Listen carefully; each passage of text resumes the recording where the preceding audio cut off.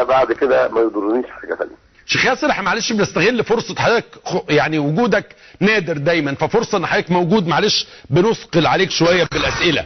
حضرتك شايف ايه موقف عبد المنعم ابو الفتوح؟ يعني هو رجل فاضل، ما كان موجود في الدعوه الاسلاميه وهو يعني قريب كان ليكوا، شايف موقفه الاخير مع اعتباره 30/6 انقلاب والى اخره، شايف ايه رايك ايه في موقف عبد المنعم ابو الفتوح؟ انا غير موافق على راي الدكتور عبد المنعم، لان الدكتور عبد المنعم كان موجود يوم 4/7 مع الرئيس عدلي منصور، واللي تم مناقشه الكلام فيه، وان الدكتور عبد المنعم كان موافق على تعيين رئيس وزراء، وكان بيحاول يقنعنا بان الدكتور البرادعي لا داعي للاعتراض عليه.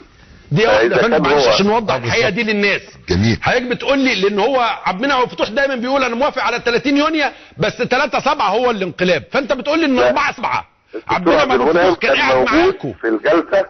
كان موجود في الجلسه التي جمعها الرئيس عدلي منصور للقوى السياسيه، وكان هو من ضمن الموجودين، وكان مع الدكتور جلال مرة، وحصل كلام بيني وبينه في التليفون لما طرح الدكتور البرادعي كرئيس الوزراء، واحنا كنا شفنا ان ده غير مناسب، ويعني اعترضنا بقوه على ذلك.